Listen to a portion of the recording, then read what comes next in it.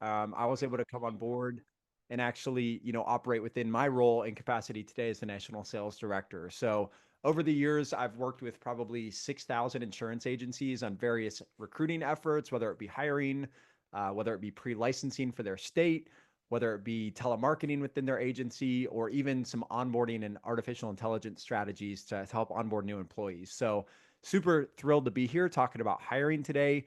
I think one of the big things I'm hearing and going into 2025 is, something that I would say is the hot topic every year, but it seems especially important this year. And that's going to be increasing not only your conversions and the ability of your sales professionals, but it's scaling the right team to do sales focused activity.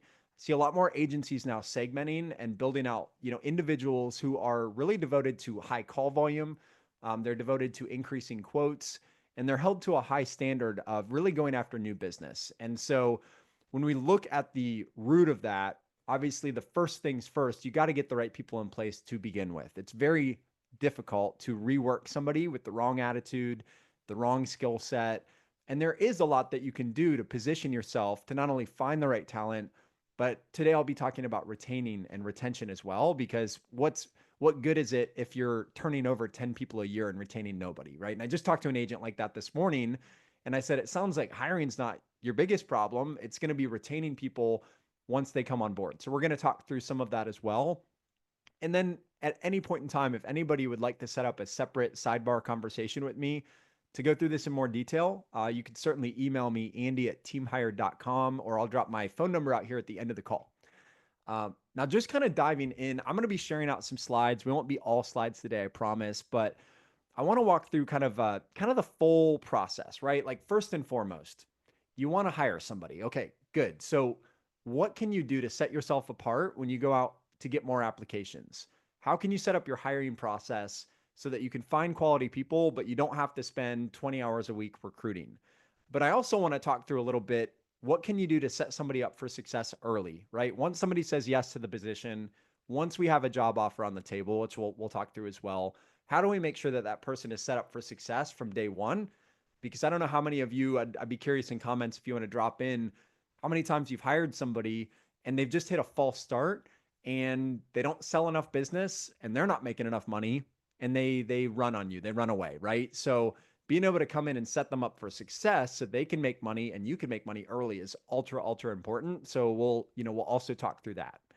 Um, Kind of diving right into this, I want to start looking at um, compensation plans, because I think before you go out and you start any new hiring effort, the one thing we don't want to have happen is that you go hire somebody and then you put an offer in front of them that either doesn't make sense, they can't actually justify the pay range, or maybe you pay just fine, but they just can't understand the compensation. It's like so complex, so convoluted that even if it's great money, but they can't really connect the dots, it's not going to connect all with applicants. So really just want to actually look at a couple examples today of actual comp plans, but I'm going to give you guys some rules.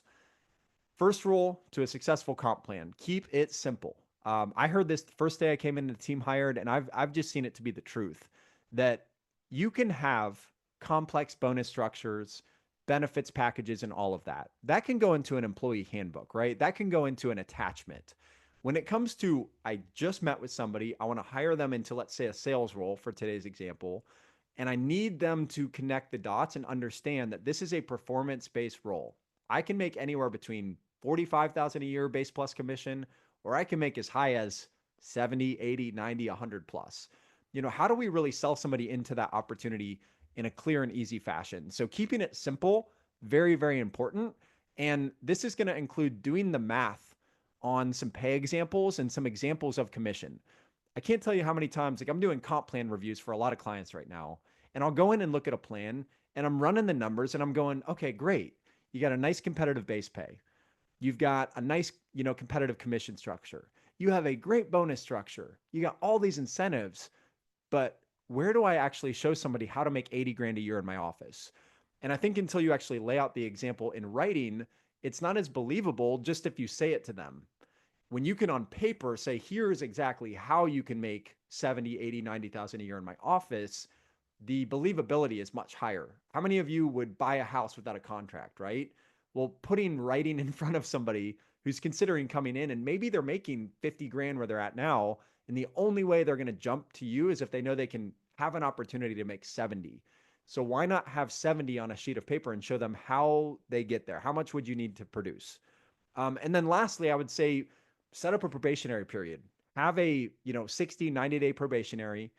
On that, have a minimum production target, especially for a sales role, right? You need to get to 25 grand a month in premium to maintain your position within my agency.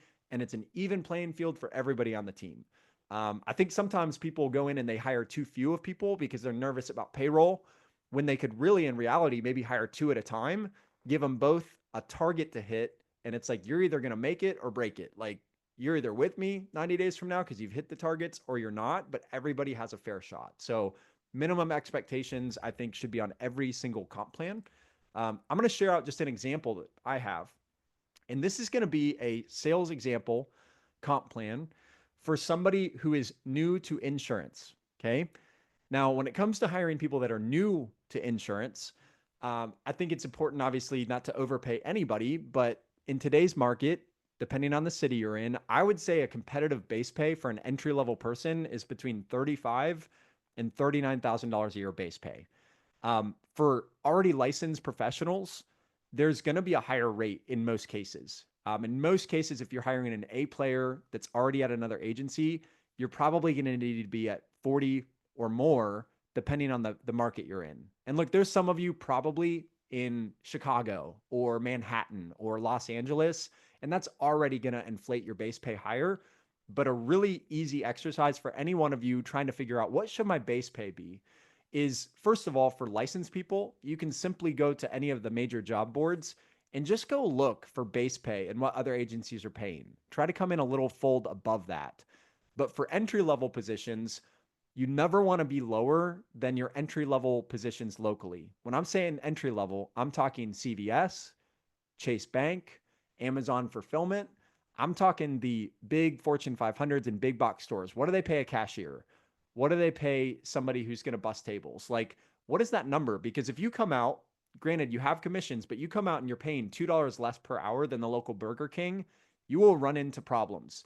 And it's just it's an easy judgment to be able to go and look at those numbers and go, okay, wow, all of the entry level, no high school degree required, no license required entry level positions have a 401k, they got full health insurance, and they pay 17 an hour.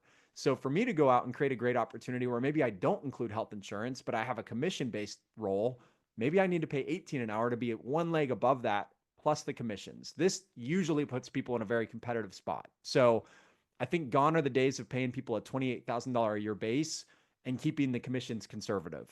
If you do have a low base like that, like a very low base with inflation, keep in mind, with the cost of living going up, but if you're doing that, you really got to have some other high incentives, a higher commission plan, maybe even access to renewable business, which is not that common anymore.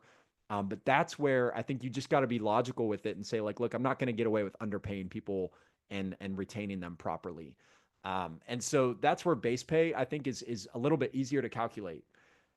Now, if you look at this plan, I'm going to back out and show you the whole page. This is the entire sales comp plan. One sheet of paper. There's no more than 3 or 4 paragraphs here. In fact, there's really not that many paragraphs to read through at all. And I've got very clear rules of engagement, right? This is based on individual production.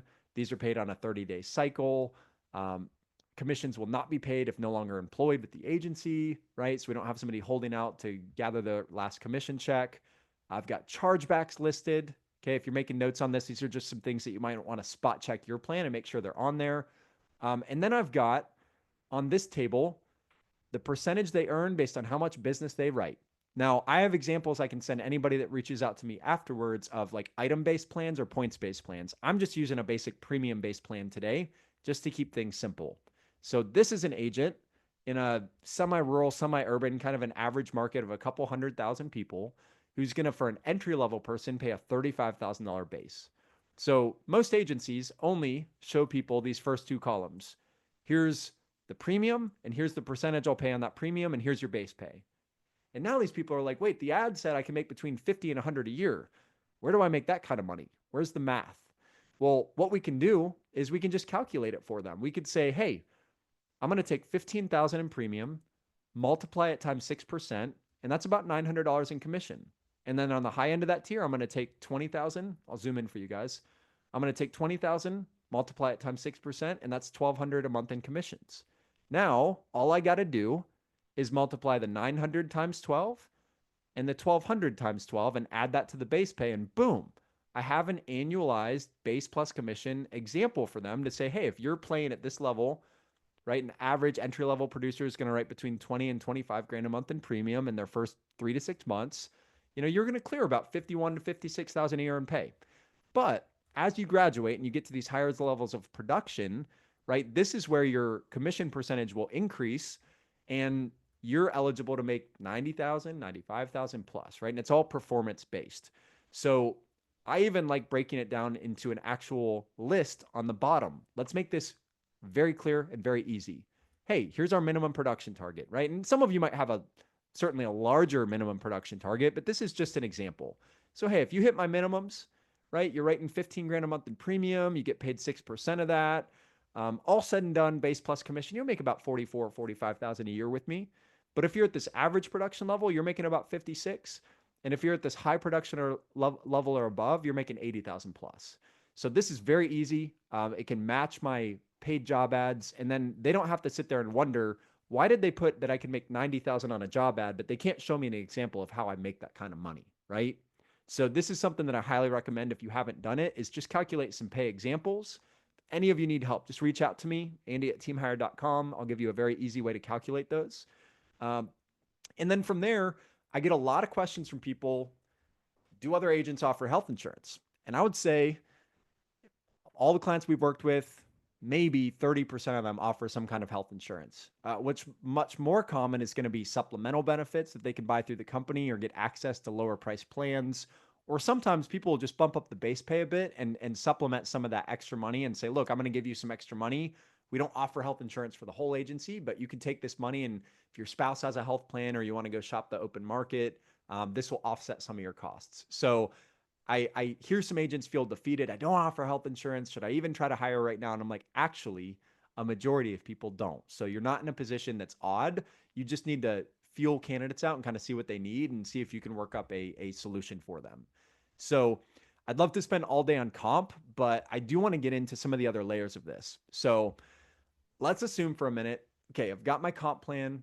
My next goal is I want to go hire a couple more salespeople that I retain. So I want, let's say, 2 hires over the course of 2025 that I hire and I retain. Keyword there, retain, right? So this is where I think hiring fails for a lot of agencies. When I used to hire myself, before I actually used Team Hired, I was one of their early on clients. But back in the day when I hired on my own, my challenge was I just ran out of hours in the day, and I would run out of pipeline. And I think it's really important to understand that just like your sales leads, just like with Quote Wizard, you buy a Quote Wizard lead. Do you buy one lead from them and expect it to close every time? No, you go buy multiple leads. You reach out and you have a certain contact rate. Out of that, there's going to be qualified customers and there's going to be unqualified customers. So the qualified ones, I quote, and then is it a one-to-one quote, one call close every time? Of course not. Y'all have close rates. So you're like, okay, I got to quote 5 people, 6 people, 7 people, whatever, to get one deal. Well, think about this. It's literally the same thing on the hiring side, right? There's math to like, okay, if I get 100 applications, how many people actually pick up the phone for me and answer my phone call, answer my text to just have a first interview? And then out of that, how many do I just disqualify right out of the gate that aren't an actual fit? And then once I get to my finalists, do you always make one job offer and get one hire? No. Sometimes you need to make 2 or 3 offers. So the first thing that I would do if I were getting ready to hire right now is I would say, okay, realistically, let's look at this math from a real high level. If I want to retain 2 hires over the course of a year, right? 2 hires. I actually maybe am operating on a market where people only retain 50% of their hires. So the first mistake there would be only hiring 2 people and expecting to have the same 2 people 12 months from now. I think a better approach would be to say, let me go in and hire maybe 3 to 4 so that even if I lose somebody, even if I experience turnover like everybody does to some extent, I've still got the number of people that I need. So if you want to hire 1 right now, hire 2. If you want to hire 2, hire 3 or 4. If you need a team of 5, you need to gear up and get ready to hire 8 to 10 people because there will be turnover. I've worked with some of the highest performing agencies in the country. There's an agent I recently worked with who, in a combined book of business, did over 75 million a year. Even in an agency like that, right? They're still going to lose about 1 in 5 people, as good as they are. So everybody experiences this, no matter what size they are. But if you're constantly hiring one and losing them and trying to fill that position, hiring one and losing one, I think it creates an environment of pressure. You're feeling maybe shortages in sales, and that stress also translate out to the team, thus hurting your turnover even more. So it's also a concern of some agents. Well, do I have the time to actually manage 2 or more people at a time? I maybe only can hire one. And my encouragement is hire 2 at least and train them at the same time and let them compete with one another, especially for sales, right? We want competitive people. Well, you put me and another new hire in a seat and tell us there's a competition for the most dials today on their first day in business. I want to beat that guy. I want to beat that girl, right? I'm competitive. Great salespeople are competitive. So, like, going in and creating an environment where it's like I hire 2, I'm going to train them both the same way. And guess what? If they're not working out 60 days from now, they're gone anyway. So, like, let's set that minimum production target so that we can make sure they're doing their job. But this is where the math gets interesting. If you want to retain 2 people, right? You want to hire 2 people, and we figure it's about 3 job offers per hire. That means I need about 6 job offers to get 2 to accept. So now what's interesting about this is that when you look at the number of interviews required to get to an offer, I won't use this exact math today, but let's say it takes you 5 quality phone screenings to get to 1 offer. And I need 6 offers to realistically hire 2 people. What's 5 times 6, right? 5 times 6 is 30. So I need 30 interviews to offer 6 people the job so that hopefully 2 accept, and I hire 2 and I retain 1 of them over the next year. So you guys can see where, like, if an agency is like, I'm trying to hire 3 people right now, I'm like, great. How many interviews have you done? Oh, we've done 9 interviews. Perfect. You got 21 more to go. And I think that's the big misconception, right? It's just too little activity, too few interviews that are just not happening. And so I think the scale at what you need to think when you're going out to hire, you need to plan for the worst, plan for the turnover, plan for the declined offer, and bump your numbers up in terms of interview volume so that you can afford to take that blow. You can afford for somebody to back out of your offer and you're like, no problem. I have 7 other offers out. I'm not worried about it, right? And that's where people make bad decisions, I think. I really need to hire. It's been 45 days. This is the best person I found. You know what? Let me just go ahead and take their counter offer and we'll hire them. And then 60 days from now, you're like, why did I hire them? You know, they're not focused. They're not showing up to work on time. This was like the best of the worst that I found. I should have interviewed more people. So I think that's where you can really set yourself up for success a lot earlier in the process, just by understanding some of this math. Now, I want to talk about interviews because there's a lot of formats for interviews, right? There's personality assessments, there's virtual interviews, there's group interviews, there's all sorts of stuff. I'm not going to get into the methodology or try to sell you guys on like the team hired method or anything today. I actually just want to talk about the interview itself. I think I talk to a lot of agents who go in kind of blind to an interview using their knee-jerk questions, right? They don't have a defined set of questions that solves the problems they've had with past employees. So one of the things I would do if I were going into interviews is say, what are the top 3 qualities that I didn't like on my last couple of hires? What are things I'd like to avoid? Maybe it was somebody who wasn't putting in enough activity. Maybe it was somebody that worked their face off, but they just didn't know how to close deals. Maybe it was somebody who had so much potential, but they wouldn't role play with you. And you're like, come on, like if you can't role play with me, I can't get you better. So try to take the things that have been failure points for past employees versus just like, tell me how awesome you are and say like, hey, here's a script that we use to call people. In the interview, I want to role play with this with you. I'm going to give it to you for 5 minutes. Here's a cup of coffee.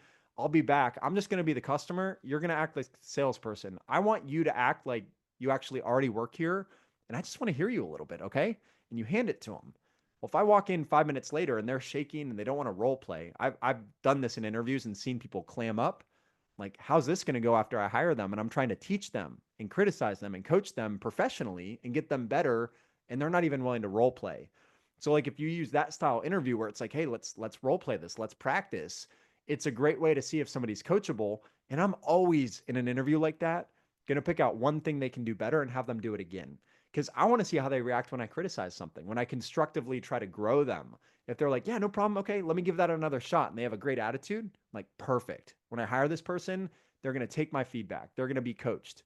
And that's one of the biggest traits we look for is coachability. But if they're like, well, that's not the way we did it in our agency, right? That's not how I do things, or they just get snappy with you, you're like, okay, okay. If I hired this person, that's exactly how they're going to be once I hire them. Give yourself a movie trailer of how it's going to be once they actually work for you. Another question that we're big fans of, and if you're a team hired client, you've probably already heard this 100 times, maybe, is the question: is it better to work hard or be smart, and why? And we like that question a lot. If you guys are looking for a little silver bullet, no such thing. But if you're looking for a hypothetical silver bullet, I think that question is going to tell you a lot about candidates. You're going to get people that are all about like it's all about smarts, it's all about intelligence, it's all about this and that, and you're going to start to get a flavor of like, do they have the work ethic? You're going to get people that don't actually answer that, and they're like, well, it's both. And let me tell you why. That wasn't the question. The question was, is it better to work hard or be smart, and why?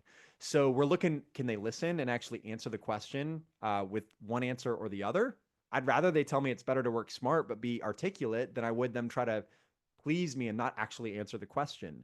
But I will say, just as a bias, over the years in our own business, we've seen that people that answer it's far better to work hard. I can work hard at getting smarter, but if I don't have the work ethic, if I don't put in the dials, I'm not going to be successful. That generally tends to be a better hire for us long term. And I think work ethic's one of those things that you want to, vet out very, very early in the process.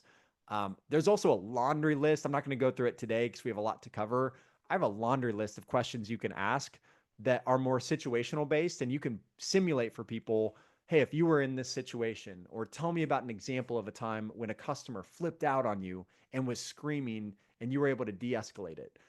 Tell me about a time you almost lost a client and you actually turned it around to increase business. There's a lot of questions you can ask that get them to start talking. Yes, no questions, try to stay away from them, right? Do you believe that you'd be able to make 150 calls a day at my office? Oh, yeah. They start 42 calls. Well, the system's broken, whatever. You get these excuses instead of, okay, I see that you're working for Enterprise Rent a Car right now. That's interesting. Do you guys operate on a lot of phone calls? Do you follow up customers? What does that volume look like for you? I see here that you have call center experience. How many calls were you making a day there? I see here that it doesn't look like you have a lot of phone experience. What's the busiest you've ever been in sales? What kind of pace do you typically run at? I want to get examples. I want people to talk to me in a like rich language about like what they've done. Can they do this? Not, hey, we really expect people to work as a team. Do you have any problem delegating to team members or asking for help? No, not at all. They all want to tell you what they need to tell you to get hired. So don't ask yes, no questions, right? It's like, let's ask some richer questions. Again, not going to go through all of them today, but I heavily encourage you, if you're looking for a nice list of like 100 interview questions you can use, just reach out to me and I'll definitely send it over, Andy@teamhired.com, and I'm happy to get that into your lap as well. Another thing I recommend is, if you have time for it in your hiring process, try to bring your potential new hire to lunch with your team. Even if it's not your whole team, you got to pull out a couple team members that are senior. I think going in and actually taking them to the local diner and putting them in an environment where you're not just talking about the business, it's more them just getting to know your team, letting your team get to know them. Instead of kind of a stale, hey, go meet my team in this corner office and it's real awkward. Hey, we're still looking at you. We'd really like to take you to lunch. Would you come out and meet with the team? And I'd love to get your feedback on whether you could see working with them or not. But simultaneously, your team is going to come back and be like, we love them. They're awesome. Can you please hire them? Or like, what do you guys think? Like, I don't know. What a great way to vet out, are they a cultural fit? Do they match the personality profile of your team without having to figure that out, 2 weeks into the job, that, they've got to rub with everybody. So I think that could be a little tip or trick that you could use. And so those are just some quick hitting tips on the interview process. The other thing I highly recommend, whether it's with somebody like us or elsewhere, try to automate some of the actual scheduling of interviews. If you don't have an office manager or a recruiter scheduling people in for you, the more you can do to fill your calendar with interviews and keep your sanity, the better. So instead of just taking interviews 8 hours a day, 5 days a week, and you'll pull your hair out, be like, look, I'm cool interviewing people between 1 o'clock and 3 o'clock, Monday, Wednesday, Friday. And that's it. That's when I'm doing interviews, and I'm going to devote little blocks of time. So when my recruiter is working with me, or I personally call somebody and schedule an interview, I know that, hey, I can sit down and focus on hiring for a couple hours or an hour a day. And I can then just take all my focus back to the business and keep focusing on that. So, that's an easy way for you to kind of parse out your interview schedule is just block time and schedule people into set times. And then if you have an awesome candidate, get a resume, you're like, holy cow, I'm calling this person right now.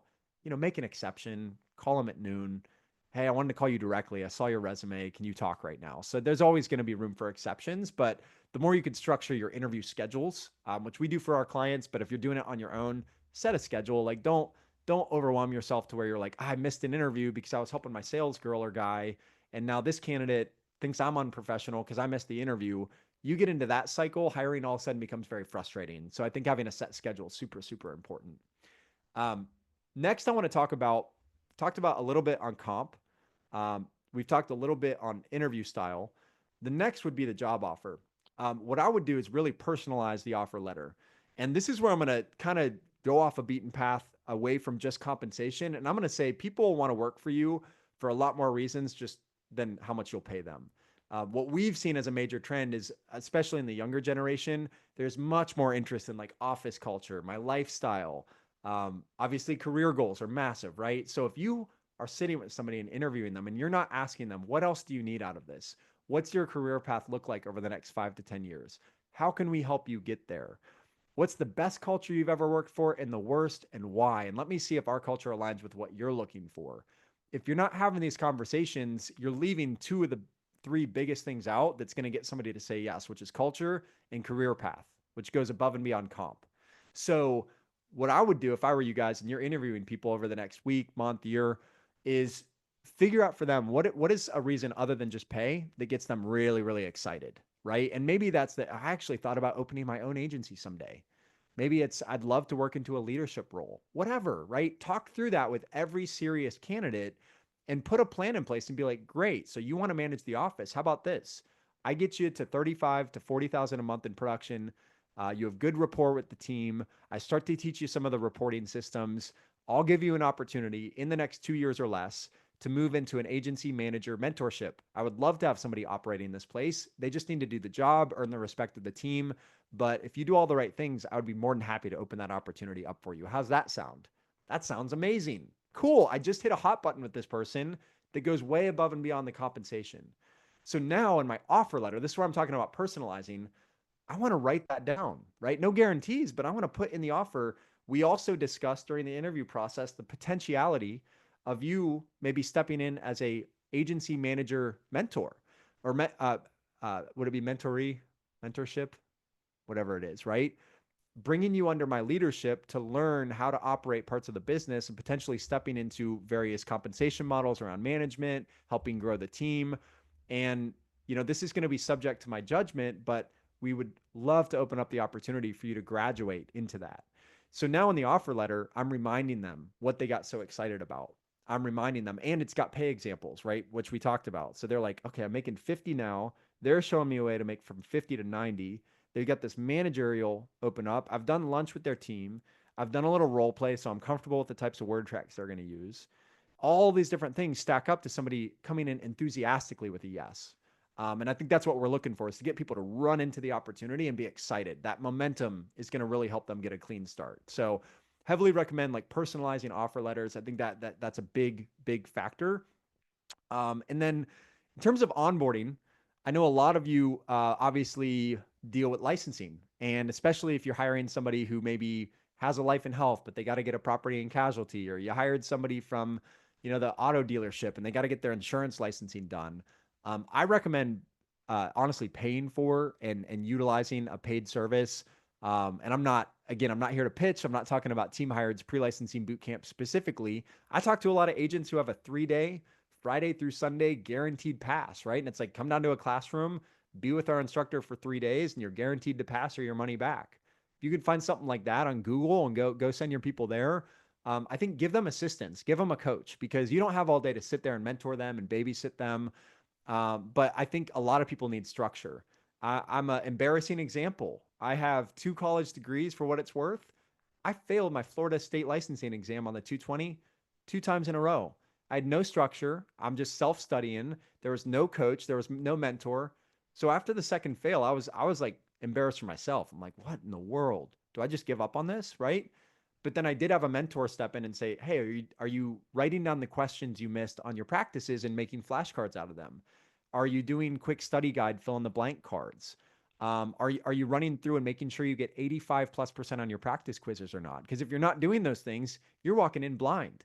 I did that for 2 weeks. I went back and I passed the thing with flying colors once somebody gave me structure. So for a lot of your newbies who haven't had to go through this process, a lot of them haven't been in school in a while, right? And this whole idea of studying, especially for some, can be more difficult. So that's where I would definitely get them with an actual coaching system.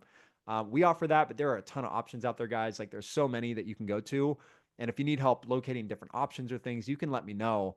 But I think mentorship is the missing piece from a lot of licensing. And back in the day, when you had a line of 30 people wanting to work for you and you were just like, y'all go get your license. When you have it, show up and you have a job. That used to work really well. Nowadays, you've interviewed 20 people and you're down to your final two, and then it's between you and some other agency that's going to do a sign-on bonus and licensing support and all these things. And then you're like, go figure it out on your own. 9 times out of 10, they're going to go to the one that does paid training. They've got a support structure. So it's important that you understand that, hey, there is an investment here into that person. But if you can get it done the first time and get it done fast, then they're off to the races and they're not going to have to worry about it anymore. So, on that note, I would also say try to concentrate your licensing down to about 2 weeks per license rather than 30 days or 45 days. If they need to take 30 days to get it done because they failed on the first attempt, cool, we have some breathing room. But I wouldn't say, let's go take the exam in 30 days. I'm like, we're scheduling it. Your exam's in 2 weeks from now on Saturday or whenever it works for you. And we're going to get you into this class and you're going and taking this bad boy. We're getting it done. That way, if they do have some failures, if they are a little bit behind, it doesn't take you 2 months to get them licensed. I've seen too many of those, right? Oh, we've been working on this for 3 months with him. I'm like, let's tighten the expectations a bit. Let's make it a 2 week turnaround time. So that's a little bit on licensing. I got a bunch more on that I can go through with anybody separately, but those are just some quick hitting tips. One other thing that I run into on that is a lot of agents that are like, well, do I bring them in and pay them or do I send them home? The two options I've seen that have worked, um, vast majority right now will bring somebody in. They'll pay them less than what they'd make as a licensed producer, but they'll pay them something. They offer paid training because most other companies do, and they don't want to lose out on the good talent. So a lot of people will pay for training these days, meaning come in my office, train here with me, I'll pay you for that time. But I do also see a lot of contingent job offer sign-on bonuses that's like, hey, once you pass the exam, I write you a check for $1,000 to retroactively basically pay for the time that you spent training and you couldn't be paid by another company. So there's some different ways you can structure that. The one that I'm seeing going away more and more is the whole go figure it out on your own, pay for your own time, figure it out and come back to me, mainly because just most Americans don't have a nest egg of money sitting around. They can't afford literally to go 3 weeks without a paycheck, 4 weeks without a paycheck, without bouncing a rent check or something. So every circumstance is a little different, but I would really think about some form of paid training or sign-on bonus as being just like the standard nowadays versus like an oddity, if you will. So uh, looking past that, the thing I really wanted to like get into was, let's say we go out and you hire this individual and we've got the comp in line and the career path and we get them through licensing, or maybe you have an existing team member that just started who already has had insurance experience, whatever the case. What I highly recommend is that you do not leave onboarding up to whatever your brain says that day they need to be learning. I'm honestly like, I'm guilty of this in the past. New hire comes in and you just kind of like, well, go do this. Look at this training. They come back. What else do you want me to do? Go talk with this guy and shadow them for a bit. And there's no structure to it. Or maybe you forgot to warn your top producer that, hey, the newbie is going to sit next to you and be breathing down your neck all day of just learning and soaking in what you're doing. So I think having a structured plan for this, if you're going to do job shadowing, right? Let your new people learn through osmosis. Get an agreement from your top producers. Hey, I'll make you a deal. I'm going to have the newbie shadow you because you're the best in the office. And you and I both know that, right? I want them to learn your habits. You're crushing it for me. Thank you. So they're going to sit with you. They're going to learn from you. They're going to listen to you. And I want them to walk and talk like you do 60 days from now. But I don't want to waste your time or make you feel like this is just a waste of your time. So I'll tell you what, I'm going to start them out when they're early on. They're going to start just practicing outbound dials. They're going to call winbacks, requotes, cancellations. And for the first couple of weeks of that, when they're just getting used to the calling activity, right? Because that's going to be the toughest thing, enforcing calling activity at activity levels. So, hey, I'm starting this person where their first job is going to be hit 150 to 200 dials a day. It's all you're focused on. I'm going to have them send any opportunity they have directly to your phone. They're then going to witness you closing the deal. I'm going to pay them a spiff, $10 per transfer over to you internally. And for you, you're going to get the commission on the sales deal. So that way you're getting rewarded by them shadowing you. It's actually creating a growth opportunity for you in your office where you're using this new person to teach them the ropes, build the muscle of activity. But then your senior person doesn't feel like, oh my gosh, like they're asking me all these questions. I'm wasting time. Now they're more vested. They're like, oh, there's something in this for me. They're going to serve me up with an extra 2 or 3 quoting opportunities a day. I do that over the course of a month and I get an extra 60 quotes out. What does that look like for my business? 10% close rate, 6 extra deals in a month, 1.5 items per. Cool. Yeah, I'd mentor somebody for an extra 10 items a month. Let's do it. So you want to think through this stuff because if you just throw them next to somebody, you're going to be shadowing John. And John's like, what? You could create resentment from your best people, and you don't want that either. So just thinking some of this stuff through ahead of time. If your schedule for somebody is, hey, in the first month after your licensed and binding authority's done, I'm going to have you do cold calls for 3 hours in the morning. I'm going to turn on an hour of our more premium internet leads and have you, as long as you hit a performance metric, I'm going to have you start to get used to working those. I'm going to have you do an hour of some kind of coaching in the afternoon. And then the remainder of the day, you're going to do shadowing. Whatever that schedule looks like, put it on their calendar. Like, as silly as it sounds, you're going to get busy. There's going to be some fire you got to put out. And if you're like running all over the place and they're like, what do I do next? They're going to feel neglected. And I don't know if you guys have been on the other end of that, but it really hurts to come into a company and you're just like Lonely Island all on your own. So I think if you go like, hey, we have this built into your calendar, this is where you need to be, what you need to be doing. And if you have any questions, just come to me at any point in time. But here's your schedule for the first week, the first month, maybe even the first 2 months. That'll really, really help you. Even when you're busy and you're like, let me look at my calendar. Okay, right now they should be making cold calls. Why are they walking around listening to that guy? They're supposed to be calling people. It helps you keep people on track. And I think we lose track of new hires sometimes. So these are just some real basics. Some of you probably have like next level, SpaceX level onboardings. And that's fantastic. And like we're even working on some really, really exciting stuff at Team Hired where you can actually upload your training content and have people role play virtually with an AI avatar and build an entire custom training paths for them. So like you can take your onboarding to a very scientific level. I'm just trying to give you guys some tips on like big mistakes I've seen and what can really help when it comes to retaining people long term. Um, there's one other piece that I want to talk through here, and then I do want to leave room for questions in the last 15 minutes. But there's this other piece that I would say really fits in well, and that is that I personally wouldn't go about hiring my next salesperson unless I had these two things in place. Number one, third party training. Maybe you have your own. It's a lot of work to build out your own sales training, but some kind of training. Whether it's, I mean, there's a laundry list of trainers out there and options. There's coaches, there's virtual programs, there's conferences. But I would want to trickle in new ideas all the time to my team. Hey, boss, I got this spouse stall objection on a closing call. Now they got to talk to their husband before they close. What do I do? Well, first of all, I want you to go to our third party training. I want you to search the platform for spouse stall objections. And I want you to watch that video about 20 times. And then we're going to role play it, or I'm going to have you role play it with our top producer until you feel rock solid. So the next time that objection comes up, we've used this as a learning opportunity. So being able to point them to something like that, but you don't have to be the trainer, huge time saver and a huge help to them to build more confidence on the phones. If you don't train your people how to overcome objections or deal with tough situations, in my opinion, it creates call reluctance. Why do I want to pick up the phone and make 100 calls when I'm afraid of what's going to happen, right? Fear only comes in with the unknown. And usually when people don't know what they're talking about, they run into a customer situation they haven't trained on, they're going to default back to what they know.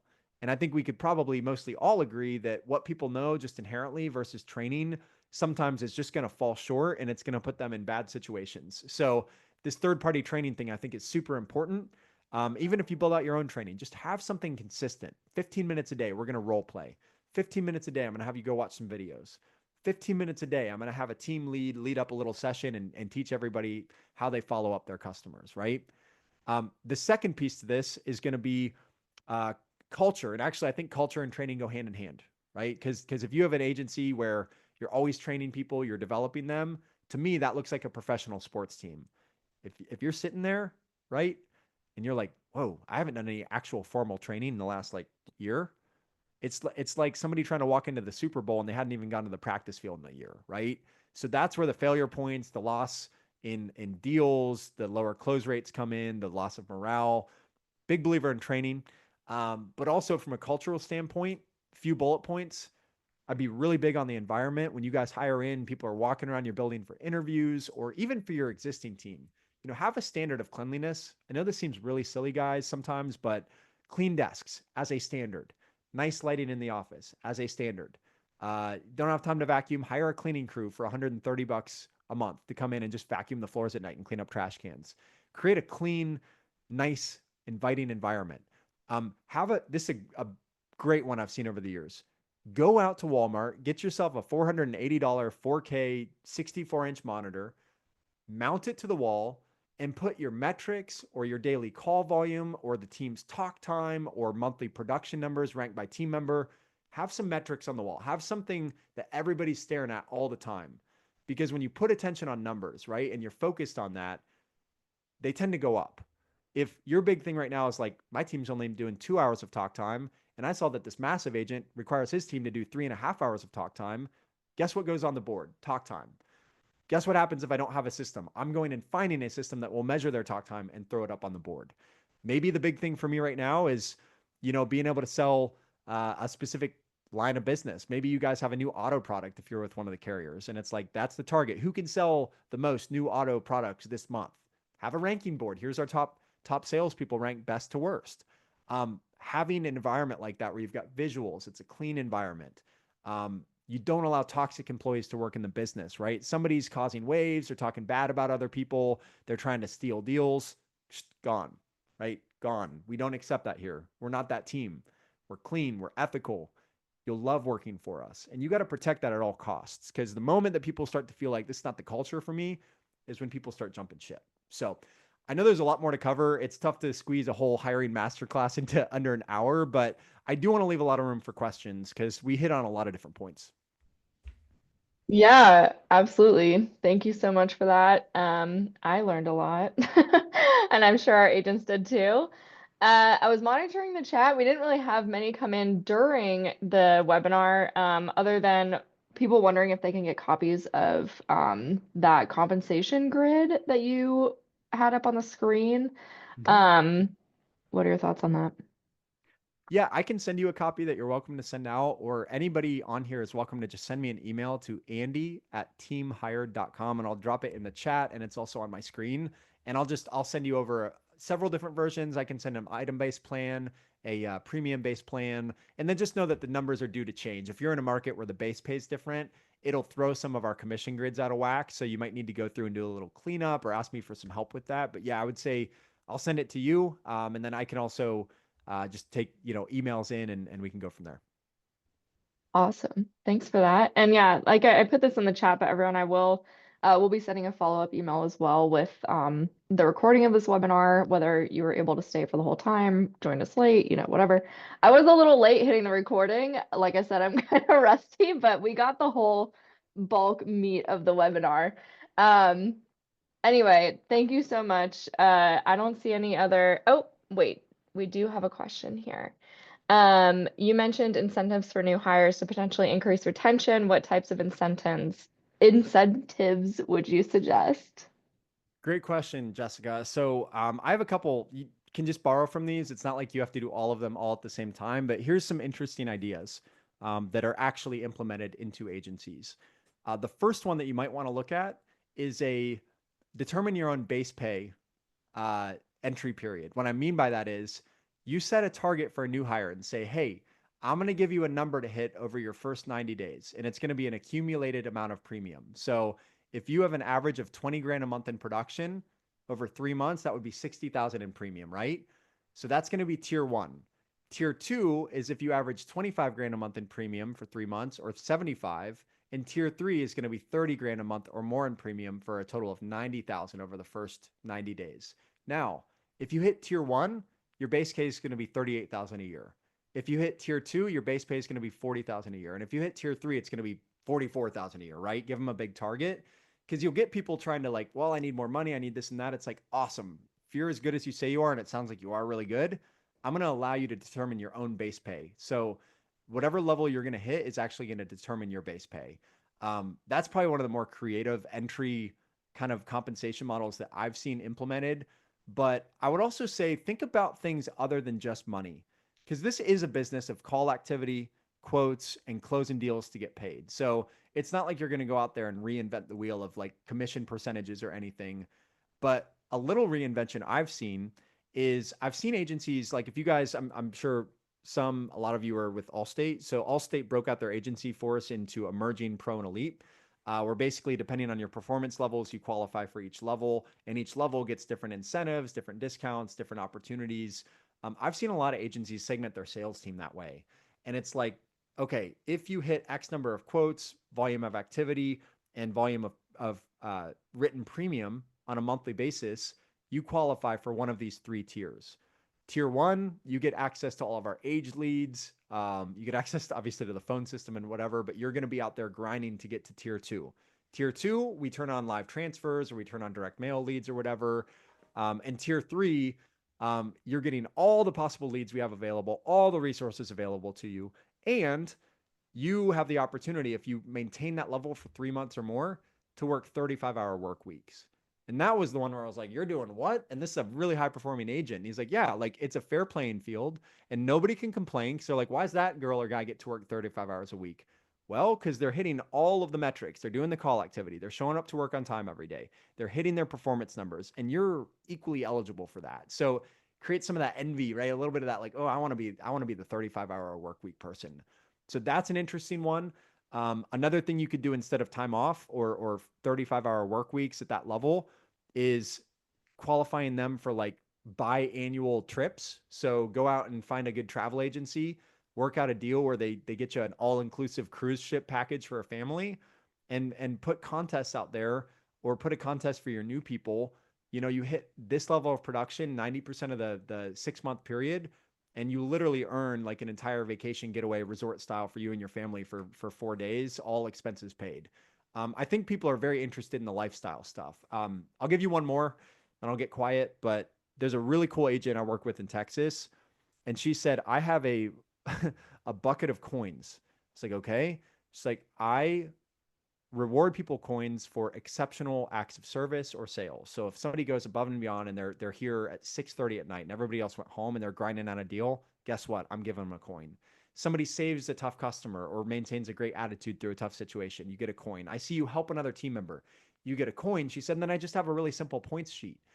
So many coins you can cash in for a credit at Coach Purse, for Amazon.com, for Spirit Airlines, for whatever. She's like, but I stopped doing the straight cash bonuses because I found people in today's economy will spend that money on necessities and bills. And I don't want them to. I want them to enjoy themselves and enjoy the lifestyle component of like, cool, I got like a $500 purse because I did the right thing. This is awesome. So I love stuff like that that kind of integrates like the human emotion side and gets it off of just the money. Because let's face it, like if somebody doesn't want to come in and write, you know, 50 grand a month in premium and make 100+ thousand a year, and they're wired to be more of like a 35,000 a month premium producer, still a great team member, still an awesome asset to the team. So what more can you do to motivate them aside from money? So those are a few ideas. I have more if you want to reach out, but those are a few quick hits. That's great. I know the 35-hour work week would definitely incentivize me for sure. Yeah, Um, same. anyway, I did want to just briefly mention too, you mentioned getting a third party sales trainer to come in and train the team. Love that. For anyone who's interested, we do offer a list of third party recommendations that we have for sales training on our website. If you are a current Quote Wizard client, some of those companies do offer discounts to our clients. So definitely check that out. You can find those on our private agent education page through your admin account. So just want to throw that out there. Anyway, thank you so much, Andy. I know you have a hard cutoff on the hour. This has been great. We really appreciate your time. And again, thank you for kicking off our agent education series for 2025. Everyone keep an eye My out for the pleasure. follow-up email. We'll also be sending out an email within the next couple weeks for our next webinar, which we're hosting Club Capital. They're doing a little tax webinar, which is highly informative, really important as a business owner to understand your taxes. So definitely keep an eye out for that. That's going to be happening on February 5th, I want to say. Anyway, thank you so much again, Andy. We hope Thank to have you. you on again soon. Yeah, really, really appreciate it. And thank you everybody who is here today. And hope you guys all took away at least one thing that can help affect and positively impact your business. So thank you again. Of course. Have a good one. Bye.